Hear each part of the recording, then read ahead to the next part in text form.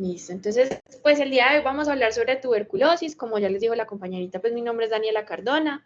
Yo soy médica general egresada de la Universidad de Caldas y actualmente soy residente de segundo año de la especialización en pediatría de la Universidad de Antioquia. Entonces, para empezar, pues vamos a definirlo, ¿cierto? Entonces, ¿qué es la tuberculosis?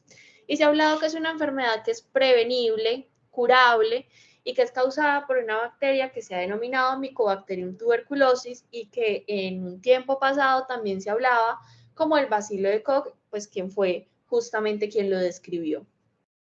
Pero resulta que Mycobacterium tuberculosis hace parte en realidad de un complejo, ¿sí? Entonces, este incluye Mycobacterium bovis, Africanum, Microti, Caneti, Caprae, Pinnipedi, ¿sí? Todos en realidad con manifestaciones que pueden ser diferentes e incluso pues compromiso diferente. El microorganismo, en este caso Mycobacterium tuberculosis, es un bacilo que se ha descrito de características curvas, que es débilmente gram positivo, aerobio estricto y con una longitud aproximada de 2 a 4 micras, eso como lo grande pues en realidad de la microbiología.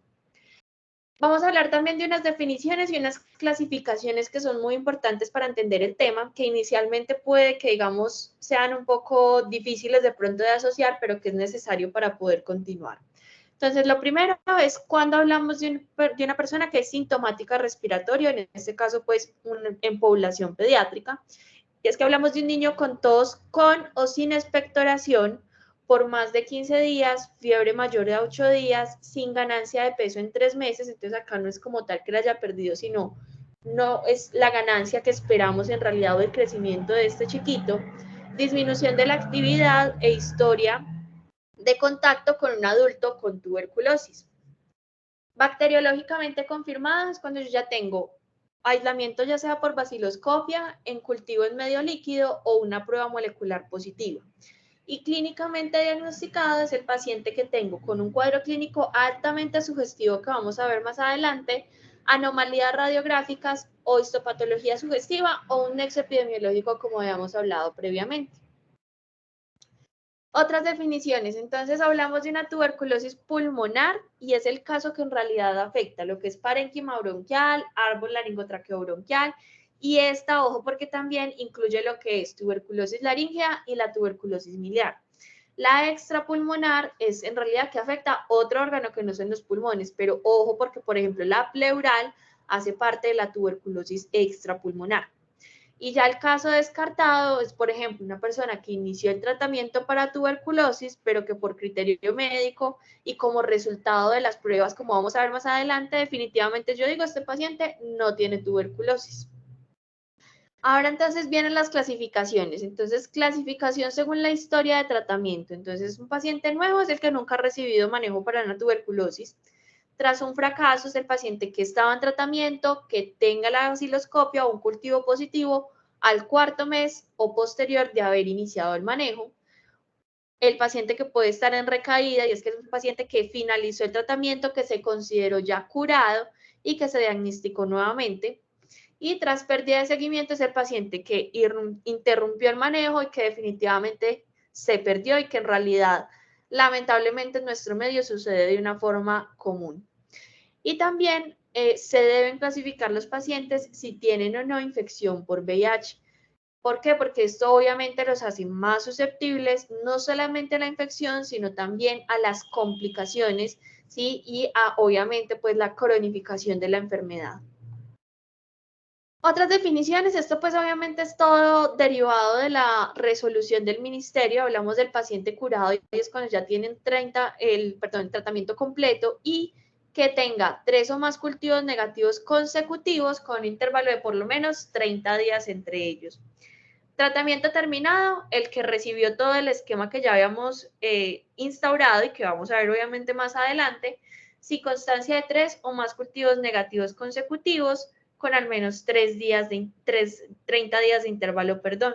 Y fracaso es la persona con tratamiento suspendido o que requirió cambio permanente del esquema o por lo menos de 2 fármacos tuberculosis debido a falta en la conversión, es decir, un paciente que nunca fue negativo luego de una fase intensiva con el manejo. Además, adicional a esto, la reversión bacteriológica evidencia de resistencia adicional adquirida a fluoroquinolonas o medicamentos de segunda línea, reacciones adversas o medicamentos, o que tenga baciloscopias positivas luego de las fases de continuación. Entonces, como ven, en realidad pues estas definiciones se vuelven un poquito tortuosas, pero hay que conocerlas, ¿sí? Para que cuando a uno, por ejemplo, le estén hablando de este paciente es tal cosa, pues a uno no le estén hablando en chino. Clasificación también según la resistencia de los medicamentos. Acá también se empieza a complicar un poquito el asunto. Y hablamos de monorresistencia, el paciente que solo tenga resistencia a uno de los medicamentos de primera línea, ¿sí? MDR, resistencia simultánea a isoniazida y rifampicina. Polirresistencia, resistencia a más de un medicamento de primera línea que no sea isoniazida y rifampicina. XDR, que sea un MDR más una resistencia a fluoroquinolona y a un inyectable de segunda línea. Y RR es cualquier resistencia a rifampicina con o sin resistencia de los otros medicamentos. ¿Listo? Entonces, cuando yo hablo de un medicamento de primera línea, estoy hablando de del tetraconjugado que se usa, pues, usualmente, que es el RHZE, que es rifampicina, isoniazida, ¿sí? Etambutol y piracinamida. Y ya entonces vamos a pasar a la epidemiología. Entonces, primero hay que saber que para la población pediátrica hay una cosa muy importante y es que la mortalidad es desproporcionadamente más alta con respecto a los adultos, incluso hasta 230.000 muertes al año se reportan, y esto obviamente viene dado por todas las características intrínsecas del niño y obviamente su sistema inmunológico en desarrollo, ¿sí? Aparte de eso, y lo que quiero resaltar también con esta charla es que obviamente también esta mortalidad viene reflejado en el desafío que implica para nosotros el diagnóstico y el tratamiento, ¿sí? Y que obviamente los niños con infección por VIH, pues como les mencionaba desde el principio, son esos que van a estar aún más en peligro y en mayor riesgo de muerte. Para la OMS, entonces, nos hablan de aproximadamente 9.9 millones de personas, ¿sí? Con diagnóstico de tuberculosis a nivel mundial, aproximadamente 1.5 millones de muertes, de las cuales 214.000 pacientes tenían VIH. Para Colombia, hacia el año 2022, sí, fue 6.35 por cada 100.000 personas y de estas, un 5.4 era pulmonar y en realidad, pues en una proporción mucho más baja, 0.95, las presentaciones extrapulmonares.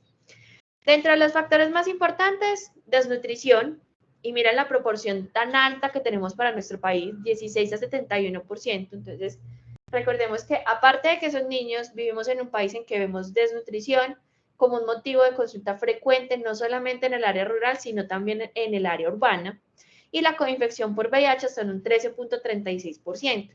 Entonces, por eso siempre es muy importante averiguar todos esos antecedentes perinatales de los niños, que no se nos vaya a pasar por debajo pues un paso transplacentario de VIH.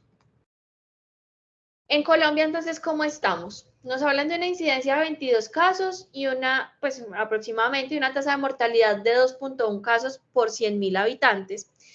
Hacia el año 2020 lo que se vio fue en realidad una tendencia a la baja, pero pues esto coincidió obviamente con pandemia, medidas de bioseguridad, además de la poca captación justamente de esos pacientes que podían cumplir con el concepto de sintomático respiratorio.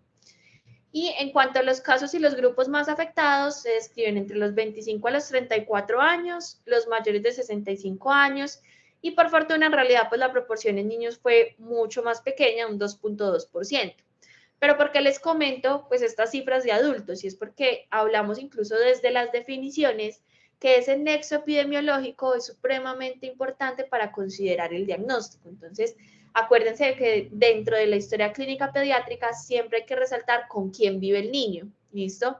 Y si obviamente en la casa hay sintomáticos respiratorios. Entonces, miren que justamente esas edades, pues, en nuestro medio son como las edades comunes, por ejemplo, incluso de los padres.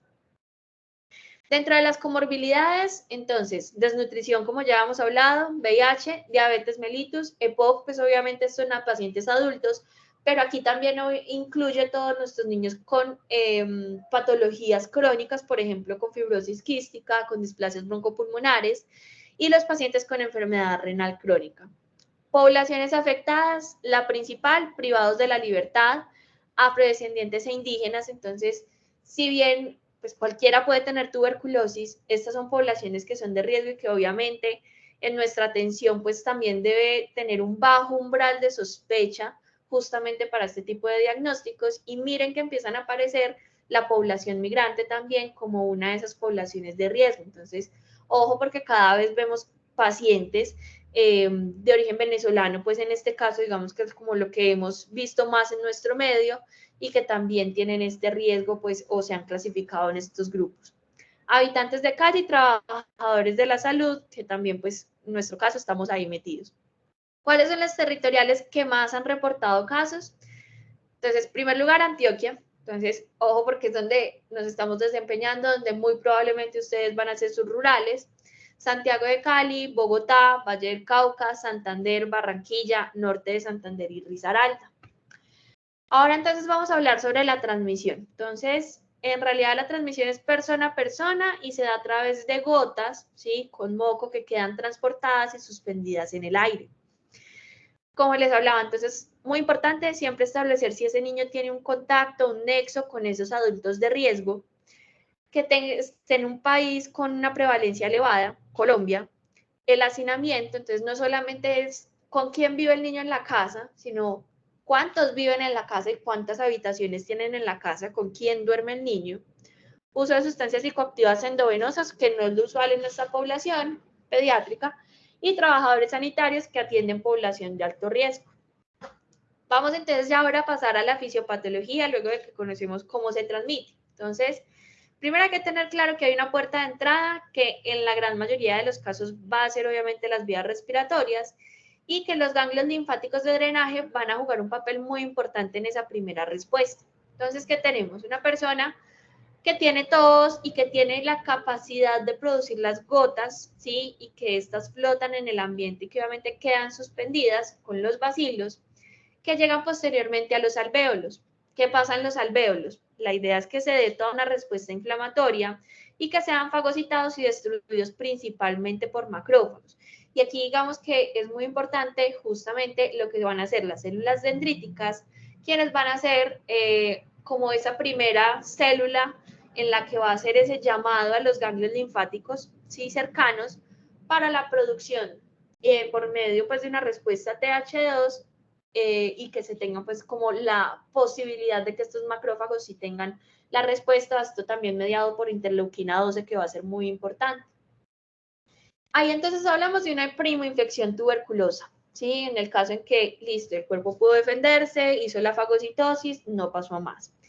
Pero puede pasar que se formen granulomas que van a estar compuestos de macrófagos, de células dendríticas, como habíamos comentado, linfocitos y células epiteliales. Y aquí es cuando hablamos de la posibilidad de una infección latente. ¿Listo? Pero esto puede seguir avanzando. Entonces, ¿qué es lo que puede pasar? Que la infección se propague al sistema linfático, ya sea intrapulmonar, paratraqueal, mediastínico, y aquí entonces estamos hablando de un complejo bipolar secundario. Entonces, miren que ya aquí no solamente es que se quedó encapsulado, sino que ya está viajando principalmente a esos ganglios linfáticos. Y por último, pues en el peor de los casos, la diseminación por vía hematógena, que va a ir hacia segmentos apicales pulmonares, riñones, hígado y hueso. ¿Listo? Y aquí entonces pues ya hablamos de una enfermedad diseminada. Y con la posible formación, nuevamente, pues de los granulomas caseosos. Entonces, digamos que aclarando esta fisiopatología, hay dos caminos, ¿sí?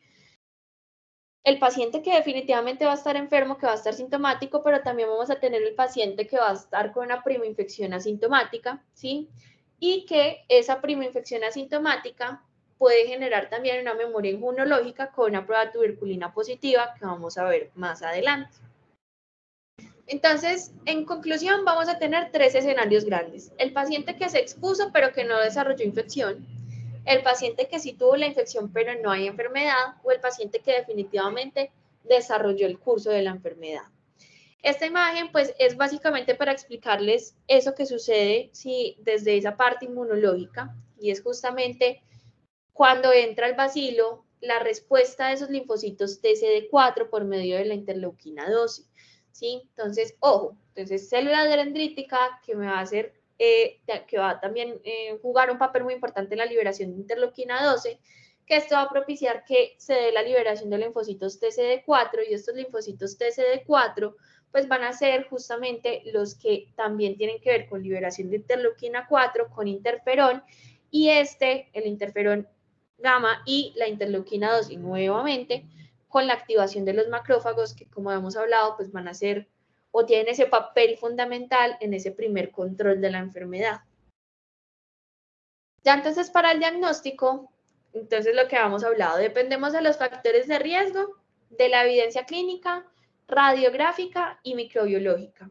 Y adicional a esto, pues hay que resaltar que el 96% de las muertes que ocurren en los niños no comenzaron en el tratamiento, pues eran niños que no habían comenzado el tratamiento. Entonces, ojo, porque muchas veces, acuérdense que esta es una de esas enfermedades que puede ser gran simuladora, ¿sí? Y que son niños que pueden pasar desapercibidos o que les pensé en mil cosas, en mil otros diagnósticos y nunca se me pasó por la cabeza la tuberculosis. Esos son los niños que se mueren, ¿listo? Obviamente también los niños que no hayan terminado tratamiento, pues van a estar claramente en riesgo, además de riesgo incluso de resistencias posteriores. Entonces habíamos hablado de ese diagnóstico clínico, de esa sospecha inicial que yo digo, este cuadro clínico, sí, puede que sí sea. Entonces, niño con fiebre mayor de 8 días, pérdida de peso o que no tenga ganancia adecuada, como habíamos dicho, presencia de adenopatías, especialmente pues adenopatías localizadas en tórax, en cuellos, región supraclavicular, axilar, dolor óseo o articular, alteración del estado mental, cefalea y convulsiones. Entonces, como vemos, en realidad pueden ser síntomas demasiado inespecíficos. ¿Quién me dice? Pero es que el niño con una gripa pues, puede consultar porque no está comiendo, por la propia fiebre, puede llenarse de adenopatías, pero ahí es donde uno como clínico tiene que ser muy juicioso justamente en ese resto de la historia clínica y tener un umbral de percepción muy bajito para poder identificar este tipo de casos. Este es un gráfico que me pareció muy bonito porque nos muestra cuál es esa historia natural de la enfermedad, ¿sí? Desde la exposición, la infección, cuando tengo esa infección subclínica y cuando ya definitivamente instauro la clínica. Entonces, ¿qué tenemos? Que lo que va a hacer en la exposición y la infección son pacientes que muy probablemente los vamos a encontrar asintomáticos. Pero ya en la infección, pues vamos a ver, y como hemos hablado previamente, la prueba de tuberculina ya puede estar positiva o las pruebas de liberación de interferón que también vamos a hablar. Ya en la parte subclínica, los cultivos pueden empezar a aparecer positivos, pueden incluso estar positivas las vaciloscopias y tener hallazgos en la radiografía de tórax. Y en cuanto a la clínica, pueden ser pacientes asintomáticos o sintomáticos leves. Y ya cuando tengo un compromiso, ya pues sea como tal, que hablo de una tuberculosis clínica, son cultivos positivos, vaciloscopia positiva, hallazgos en la radiografía y pues obviamente un paciente que va a estar con toda la clínica. ¿Cuál es el riesgo entonces de enfermedad pulmonar y de enfermedad diseminada por edad? Entonces, riesgo de enfermedad pulmonar, miren que en los niños menores de 1 año es una proporción mucho mayor con respecto a los otros grupos etarios e incluso para el riesgo de enfermedad diseminada, miren que lo mismo, ¿sí? Y es mucho mayor comparado, por ejemplo, con los mayores, o sea, con niños mayores de 5 años. Entonces, ojo porque esos son los niños que se complican, los niños que se mueren.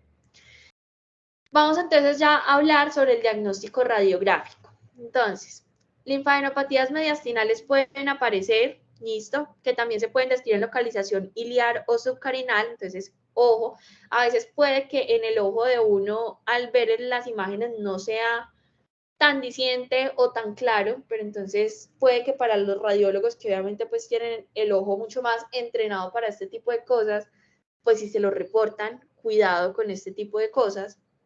El patrón miliar que vamos a ver más adelante, en adolescentes ya empiezan a aparecer manifestaciones como la consolidación y las cavitaciones. En realidad se habla de que las cavitaciones no son una manifestación frecuente en niños menores de 8 años, entonces ojo, no vaya a esperar que a usted el niño de 5, de 4 años le va a llegar con la radiografía explícita de la cavitación, no. Y obstrucciones por adenopatía que puedan generar consolidaciones y atelectasias. Entonces aquí vamos a ver unos ejemplos en la radiografía con la letrica señalada A. Vamos a ver la presencia de justamente esas adenopatías parailiares a nivel derecho, ¿sí?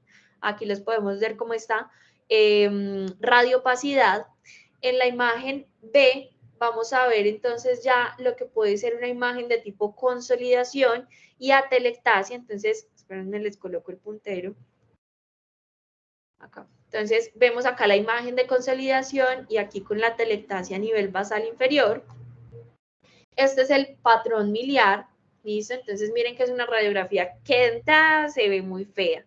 Usted la ve, entre comillas, chisgueteada. Y adicional a esto, pues también con un patrón neumónico asociado. Y en la radiografía D vamos a ver, ya ahí sí, lo que va a ser, pues digamos, como esa cavitación característica que es más predominante de los lóbulos que van a estar hacia nivel superior. Y otra de las posibles manifestaciones son los derrames pleurales. Entonces, ojo, un niño con un derrame pleural, con un cuadro que es más bien larvado, que usted tiene el contacto, que tiene el nexo. Entonces, ojo porque esa puede ser una de las causas. Ahora entonces vamos a hablar del diagnóstico microbiológico. Entonces, ¿cómo lo puedo hacer? Muestras de sputo. ¿Qué muestras voy a tomar en el sputo? Entonces, otra cosa también a resaltar es cómo voy a tomar la muestra de sputo. Entonces, en los niños que no puedan expectorar, que generalmente van a ser los niños menores de 5 años porque va a ser un poco más difícil, se puede utilizar muestras de jugo gástrico, ¿sí? O pues si el niño ya puede expectorar, pues obviamente se utilizará esa muestra, ¿sí? ¿Cómo se debe hacer? La idea es que se recojan con diferencias de 8 a 24 horas. Generalmente en el hospital los hacemos con diferencia de 24 horas.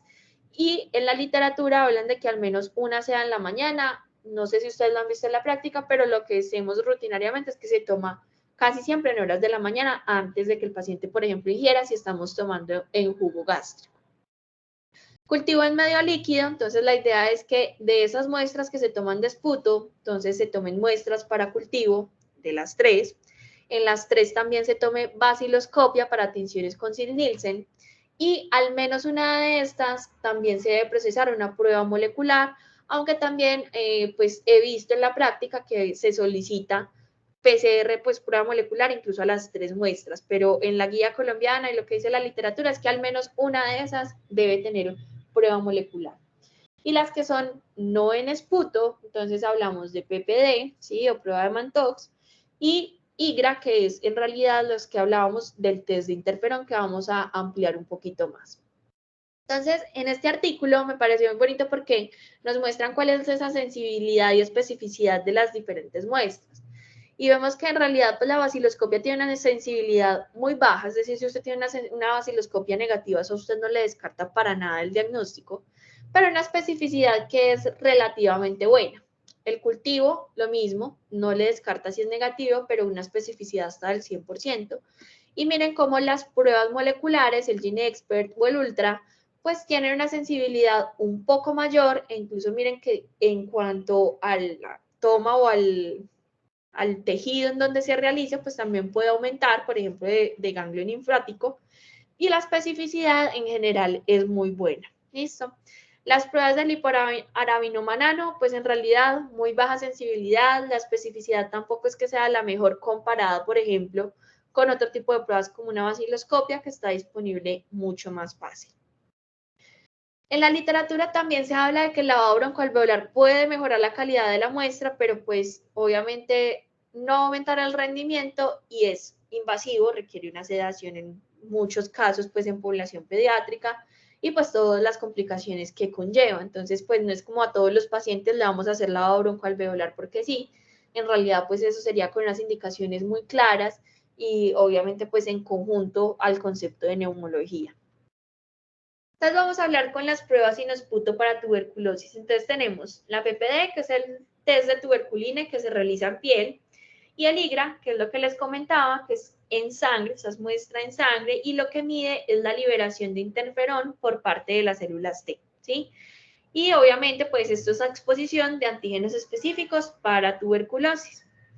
Entonces, ¿cómo se hace la prueba de tuberculina o el Mantox o PPD? Entonces, lo que se hace es que hay una inoculación intradérmica, esto se hace en la mano, pues en el antebrazo, perdón, en la cara medial.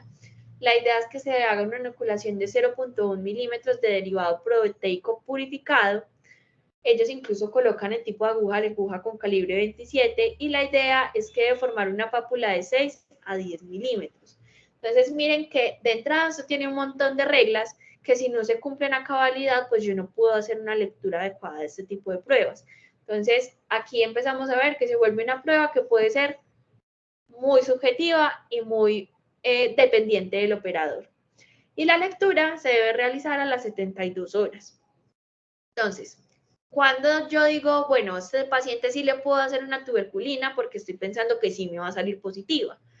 Y es 2 a 12 semanas después de la infección inicial. Entonces vean que es un lapso en realidad muy grande, pero pues teóricamente desde las 2 semanas de ese nexo epidemiológico grande, pues yo pudiese hacer la prueba.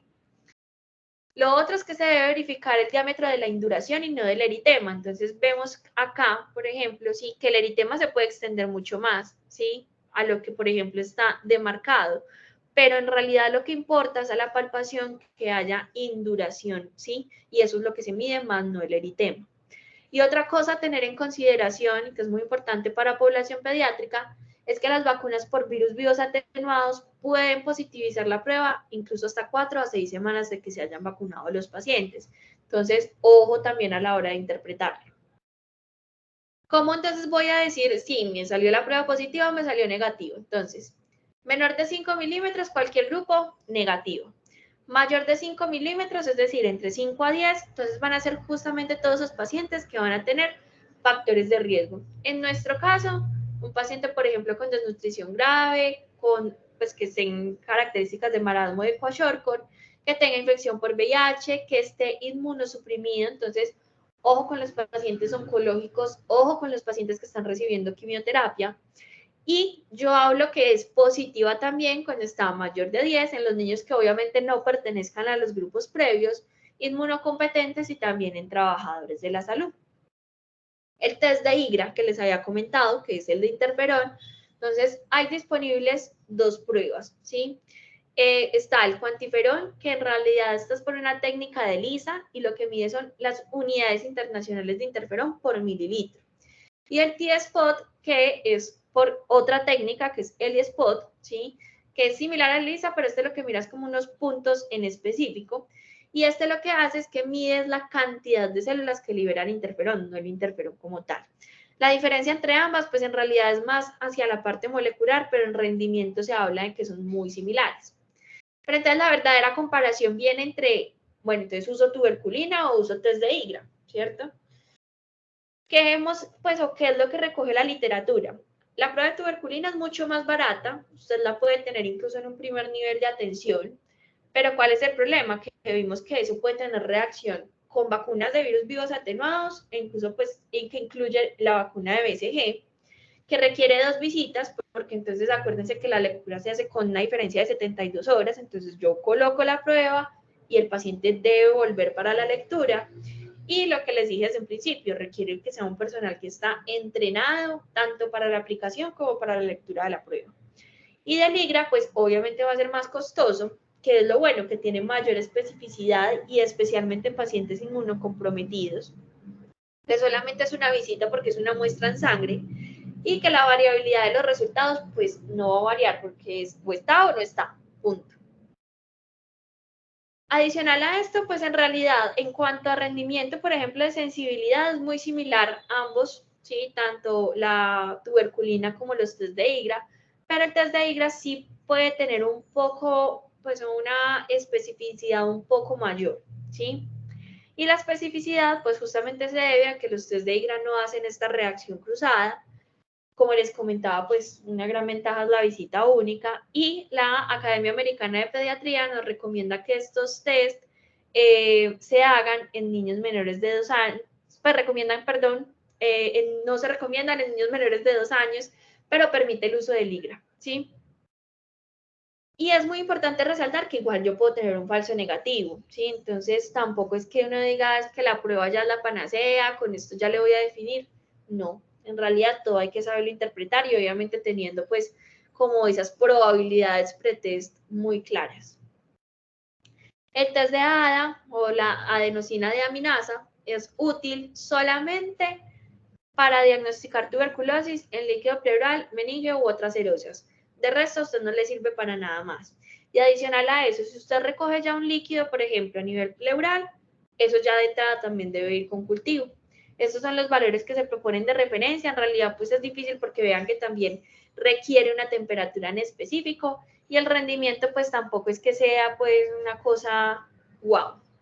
En cuanto a los hallazgos histopatológicos, los granulomas con necrosis de calcificación, pues va a ser algo supremamente característico. La baciloscopia, si yo tengo un Nielsen positivo, pues obviamente esto va a favorecer y me va a dar luces. Vimos que tiene una especificidad buena. Y que yo descarte que, por ejemplo, si un paciente le tome muestra de un ganglio, pues que no sea una adenitis vacunal, perdón, especialmente en los niños que recibieron vacuna por BCG. Entonces, ojo porque en estos pacientes con recuentos bajos de CD4, neoplasias avanzadas, que estén en terapias biológicas, ¿sí? Rituximab, infliximab, eculizumab, todo ese tipo de medicamentos, y los que tengan especialmente antagonismo del factor de necrosis tumoral no hacen calcificación y granulomas. Entonces, usted le tomó la muestra y usted dice, ay, mira, no hizo calcificación, no hay nada. Pues, ojo, pues, a qué paciente es el que usted le está tomando la muestra. Y lo que les había comentado cuando hablamos de baciloscopia, que usted tenga un Nielsen negativo tanto en histopatología como en baciloscopia, no le descarta que no sea una enfermedad tuberculosa.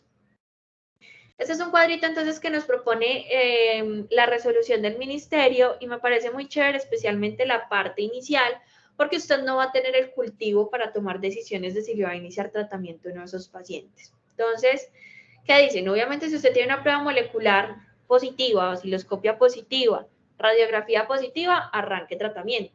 Pero miren que incluso solo con la prueba molecular positiva, si usted no tenga osciloscopia y así no tenga radiografía con hallazgos compatibles, arranque tratamiento. Obviamente esto bajo la sospecha clínica, ¿sí? No es pues tampoco a cualquier paciente.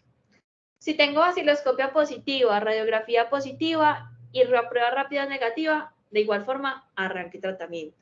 Si lo único que usted tuvo fue positivo, fue la baciloscopia, también ellos indiquen, inicie tratamiento y según cómo le salga el cultivo en su determinado momento y cómo siga el paciente, pues usted va a definir si le sigue o no definitivamente tratamiento. Si solo la radiografía es la que tiene características, empiece ya ahí a dudar, ¿sí?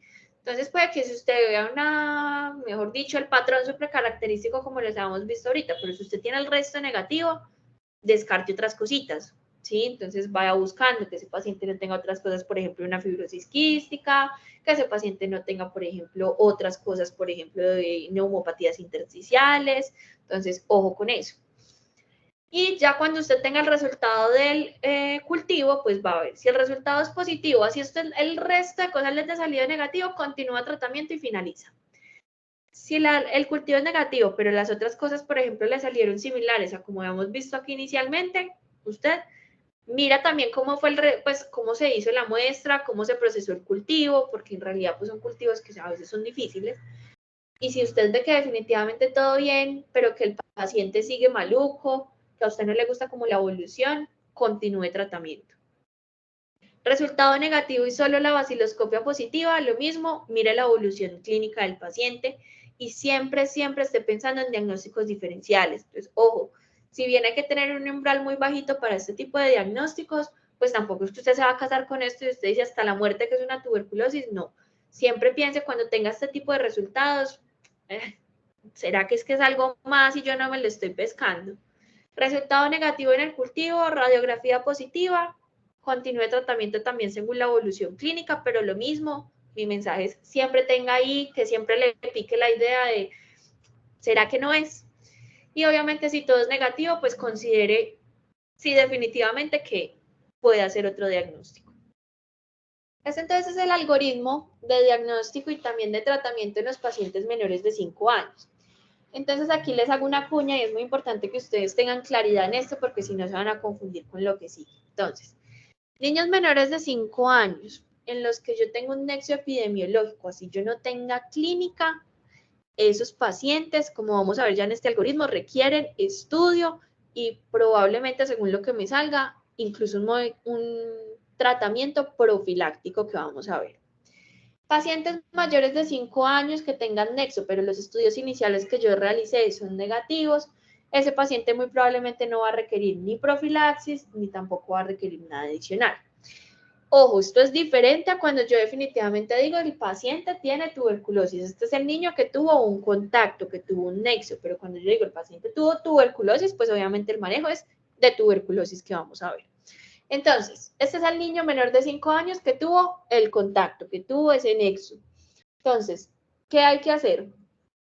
Averigüe si ese niño tiene también clínica, obviamente, si el niño tiene tos, con o sin expectoración más de 14 días, la fiebre de 8 días, que no haya ganado peso, que el niño está aburrido, que el niño no quiere jugar, el niño no quiere hacer actividad física o comportarse como es un niño, pues si ninguna está presente, entonces, ¿qué vamos a hacer? Prueba de tuberculina y radiografía de tórax. Para la guía colombiana sigue siendo tuberculina, aquí todavía no consideran pues como entrada test de IGRA. Entonces, PPD mayor de 5 milímetros y radiografía normal, tratamiento para infección latente. PPD menor de 5 milímetros y la radiografía es normal, y ahí me tengo que preguntar, bueno, ¿este niño está inmunosuprimido o no? Si el niño está inmunosuprimido, manejamos la infección latente durante 6 meses. Si el niño no está inmunosuprimido, entonces manejamos por 3 meses y repetimos la PPD. Si la PPD me vuelve a dar por encima de 5 milímetros a los 3 meses, pero el niño sigue asintomático, continúo tratamiento para TB latente por 6 meses.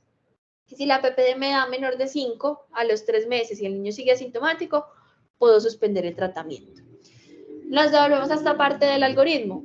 El niño que sí puede tener clínica, en este caso, váyase y busque la enfermedad. Lo mismo que el niño que le salió PPD positiva o negativa y una radiografía anormal, ¿sí? Entonces, en esos casos, vayas a hacer el resto de cosas que vimos para el diagnóstico, ya sea las pruebas moleculares, pues que debe ser la prueba molecular, vaciloscopias y cultivos, obviamente. Entonces, lo que les había dicho, niños mayores de 5 años ya no van a tener tantos esos factores de riesgo para enfermedad tuberculosa activa y de muerte. Entonces, simplemente se estudia con la radiografía de tórax y PPD, pero son niños que no van a requerir o que no tienen una indicación de esa profilaxis como van a ser estos niños menores de 5 años. Tratamiento. Entonces, si ustedes van a la guía del ministerio, la resolución, pues están los cuadros gigantes que se pueden volver muy tortuosos. Yo les traigo esta aplicación. Creo que está disponible para los de Android, ¿sí? Para Apple no está disponible, pero de igual forma la pueden buscar en Google. Entonces se llama OkDose. Está incluso no solamente para micobacterias, sino también para enfermedades transmitidas por vectores, especialmente malaria y chagas, y también están zoonosis. Entonces, me parece que es muy bueno porque, primero, pues le evita a uno, nadie se va a acordar de ese tipo de esquemas y adicional a eso, limita los errores que uno pueda cometer en la formulación. Entonces, ellos les dan a uno, pues, como diferentes o posibilidades de manejo. Entonces, el paciente sin comorbilidad y mujer gestante, digamos, aquí sería el caso de un niño que no tenga otra cosa, que yo le hice el diagnóstico de tuberculosis. Ya si es una tuberculosis miliar, si es un paciente que es diabético, que tenga diagnóstico de VIH, cambia el asunto. Si la tuberculosis, si tiene un compromiso adicional, en este caso geniturinario, o es un paciente con VIH que el recuento de CD4 está menor, pues también cambia. TB meningea ósea también es diferente el manejo, y la TB latente, que en este caso, pues digamos, sería como la que nos importa. Ellos también nos colocan como los rangos terapéuticos. Aquí esto, pues si uno lo abre, nos muestras como las dosis, básicamente, pero la aplicación le calcula uno todo. Entonces, por ejemplo, yo aquí no me acuerdo en realidad qué peso fue el que coloqué, pero entonces él le dice a uno, listo, entonces la fase intensiva van a ser 56 dosis, listo. Entonces, fase intensiva, vamos con los 4 medicamentos. Entonces, vamos rifampicina, isoniazida y piricinamida, comprimidos por esta cantidad, que son los que tenemos generalmente disponibles por parte del ministerio, etambutol por esto. ¿Listo? Fase de continuación, rifampicina y isoniazida, también viene la concentración. Y miren que es muy chévere porque, por ejemplo, para la dosificación, porque como estos son medicamentos que uno tiene que pasar a las territoriales, la fórmula para que se dispensen, pues incluso nos dan cómo va a ser por día y cuánto va a ser en total. Entonces no le toca a uno ni siquiera hacer la cuenta de cuánto se va a gastar en todo el tratamiento. Y adicional a esto, para los pacientes pediátricos, también nos dice si estos comprimidos, pues digamos, cómo se puede facilitar la administración, e incluso nos dan la dilución. Entonces, ¿qué se ha hablado, digamos, del tratamiento profiláctico? Obviamente la aplicación también sirve para tratamiento de diagnóstico de tuberculosis como tal, y por eso pues no voy a ahondar a mostrarles las tablas, porque en realidad pues no tiene sentido. Usted busca la tabla o utiliza este tipo de ayudas. Entonces, el tratamiento, la eficacia de la isoniazida, en realidad pues en la prevención se ha visto que sí, que funciona, y que en realidad el problema que hemos tenido es más que todo con el cumplimiento y con la finalización de los tratamientos, además del riesgo de hepatotoxicidad. Entonces, muchas veces le va un poquito transaminasas, le suspenden el tratamiento, ahí se los pierden los pacientes, se pierde también, pues, digamos, el seguimiento. Entonces, eso es como la principal dificultad, más no por el medicamento como tal. Pueden existir o se han descrito también regímenes basados en rifampicina, pero pues en realidad son más hepatotóxicos y tienen una mayor proporción de que el paciente no finalice el tratamiento. Y las interacciones farmacológicas con rifampicina, especialmente con las antirretrovirales, pues hay que tenerlos presentes porque obviamente pues esto va a limitar el uso de este tipo de medicamentos, ¿sí?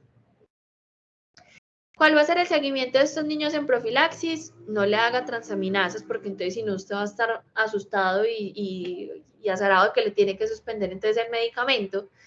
Seguimiento, ya es que obviamente usted vea que está haciendo clínicamente una hepatotoxicidad franca. Seguimiento de los síntomas, obvio, si el paciente en algún momento desarrolla síntomas, pues usted ya se va a hacer a buscar el diagnóstico de tuberculosis. No tiene que hacerle tampoco radiografía de control, no tiene que ampliar estudios microbiológicos si es solamente la profilaxis, pero si es el paciente con diagnóstico, pues obviamente, o si usted está con toda la clínica y no es solamente el nexo, obviamente tiene que ahondar en el resto. Y eso era todo, esa es la bibliografía. Cualquier cosa, pues preguntas o comentarios.